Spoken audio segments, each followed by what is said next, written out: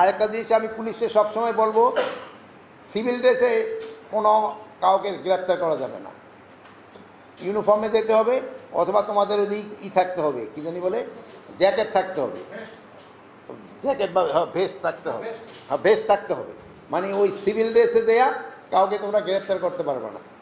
আর একটা হলো বড় সমস্যা হয়ে গেছে, মানে আমাকে সবাই হইলো থালার ওসির পোস্টিং, মানে এত রিকোয়েস্ট আসে থাকে ওসির পোস্টিং, ভাবে যে ওসি বুঝি তারে পার করে দিব, জনগণ তারে পার করবো কিনা এটা চিন্তা নাই, সবাই ভাবে যে ওসি বুঝি তারে পার করে দিবে।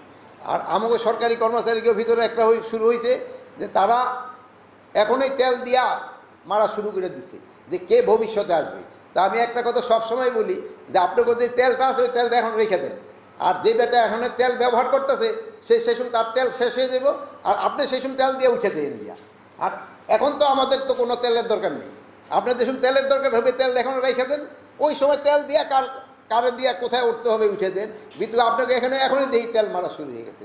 এখনই দেখি যে কোনো নেতা যদি আসে আমাকে অফিসে, আমাদের একজন এডিশনাল সেক্রেটারি, একজন জয়েন্ট সেক্রেটারি, নাহলে একজন ডেপুটি সেক্রেটারি তার পাশে পাশে হাঁটা এখনই শুরু করে দিছে। বাট এটা this is a very bad side. যদি আপনাকে লেভেলে হয় না, এটা উপরের লেভেলে খুব বেশি হচ্ছে। এদিকে ক্ষেত্রে আপনাদের ক্ষেত্রে যেহেতু আমার এখানে দুইজন সচিব মহোদয় আছে, এই জন্য ওনাকে সামনে বললাম, ওনারা যেন অন্য অফিসারদের একটু কেয়ার মানে এই জিনিসগুলি বলে। এগুলিতে আমরা অনেক সময় একটা অস্বস্তিকর পরিস্থিতিতে বলি যে সব সমস্যার সমাধান তো এক একটা মন্ত্রণালয় এখন অনেক ওয়াটার রিসোর্সের যদি কোনো সমস্যা থাকে এটা তো আমার পক্ষে সমাধান করা সম্ভব নয়, দেখা যায় ওইটা নিয়েও আইসা আমাদের এখানে এসে হাজির হয়। এই জন্য যে তেল, যদিও তেল সবারই দরকার, তেল ছাড়া অবশ্য কারোরই চলে না, বাট ওই পরিমাণ মতো দিয়ে, আর আপনারা এখন এত বেশি দিয়ে ফেলছেন, নিজেরটা শেষে গিয়ে ফেলতেছে।